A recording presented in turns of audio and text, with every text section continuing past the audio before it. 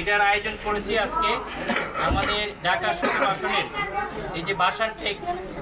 আমরা এখানে আয়োজন করেছি এবং দামালকোটের এই যে স্কুলে আমরা এইখানকার যে গরিব অসহায় মানুষরা এখানে আসছে এবং আমাদের মেডিকেল ক্যাম্পগুলোর উদ্দেশ্য যে মানুষরা কিভাবে সহজে স্বল্প মূল্যে তার চিকিৎসা সেবাগুলো পাইতে পারে এবং তার অল্প দূরত্বের ভিতরে কাছাকাছি যেই জন্য আমরা দেখেছি যে মানুষের স্বাস্থ্যসেবা নিয়ে বাংলাদেশে মানুষ একটা চরম ভোগান্তির মধ্যে বিভিন্ন ক্ষেত্রে পড়ছে। এই স্বাস্থ্যসেবাকে আমূলভাবে পরিবর্তনের যে পরিকল্পনা বাংলাদেশের জামায়াত ইসলামী সেটা ধারাবাহিকতায় এই যে হেলথ ক্যাম্প আমরা আয়োজন করেছি এবং বিভিন্ন মেডিকেল কলেজে বা হাসপাতালে আপনারা দেখেছেন যে দুর্নীতির বিরুদ্ধে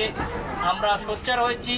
এবং সেখানে কারেকশনের জন্য চেষ্টা করছি। আমরা খুব তাড়াতাড়ি আরও কিছু ইনস্টিটিউশনে যাব, সেইখানকার দুর্নীতি এবং ভালোভাবে কি করা যায়, বাংলাদেশের হেলথকে কীভাবে সংস্কার করা যায় এই বিষয়ে আমি স্পেশালি আরও কিছু ইনস্ট্রাকশন এবং ভবিষ্যতে কাজ করে যাবো। আমরা এই মানুষের জন্য, গরিব মানুষের জন্য বিশেষ করে বিনামূল্যে বা স্বল্প মূল্যে যে চিকিৎসা করা যাবে এটা বাংলাদেশের অন্য কোনো দল চিন্তা করে নাই, শুধুমাত্র জামায়াত ইসলামী চিন্তা করে এবং জামায়াত ইসলামী শুধু আশ্বাস না কাজে যে প্রমাণ করে তার প্রমাণ অলরেডি আপনারা দেখেছেন যে ডাকসুতে নির্বাচনে আজকে 50 বছরের বেশি তার আগে থেকেই ডাকসু নির্বাচন হয়, কিন্তু ডাকসুতে বাংলাদেশ জামায়াত ইসলামের পক্ষে ছাত্র শিবির যখন পাশ করেছে 1 মাসের মধ্যে আপনারা দেখেছেন যে একটা আমূল পরিবর্তন এবং সেই ক্ষেত্রে তারা স্বাস্থ্য ক্ষেত্রে যে পরিবর্তনের জন্য সেইখানকার শিক্ষার্থীদের জন্য ইবনে সিনা বাংলাদেশ জামায়াত ইসলামী দ্বারা পরিচালিত মোটামুটি আপনারা সবাই আছে চিন্তিত জানেন যে এবং সেখানে 50% ডিসকাউন্টের ঘোষণা অলরেডি দিয়েছে।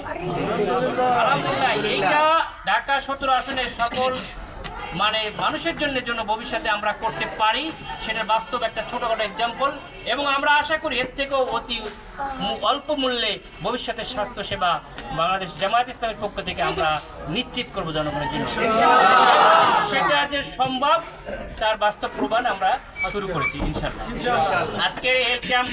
সফল হোক এবং আমাদের কর্মী বাহিনী সকাল থেকে কাজ করছে, যে সকল মানুষরা সেবা নিতে এসেছে আমরা ওষুধ অতি দরিদ্র মানুষ যারা এইখানকার ওষুধ কিনতে পারবে না তাদেরকে আমরা কিছু ওষুধ দিচ্ছি এবং যারা একদম পারবে না তারা আমাদের দায়িত্বশীলের মাধ্যমে যোগাযোগ করলে তাদের আমরা আরও কিছু ওষুধপত্রের ব্যবস্থা করব আমাদের সামর্থ্যের মধ্যে ইনশাআল্লাহ।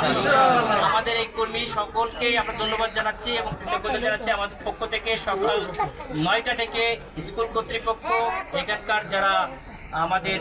কর্মীবৃন্দ, আমাদের ঢাকা 17 আসনের অন্যান্য থানা থেকেও যারা মেডিকেল বিভাগ বা অন্যান্য দায়িত্বশীল বৃন্দ তারাও এসেছেন এবং সার্বিক সহযোগিতা করে গেছেন। আল্লাহ এদেরকে যে কষ্ট করেছেন তারা দুনিয়া এবং আখিরাতে তাদেরকে সম্মানিত করুন, আমিন। আমি এই বলে আমার কথা শেষ করছি এবং ভবিষ্যতে আজকে শেষ না, আমরা এটা কন্টিনিউ রাখবো ইনশাআল্লাহ। সকলকে ধন্যবাদ। আসসালামু আলাইকুম ওয়া রাহমাতুল্লাহ।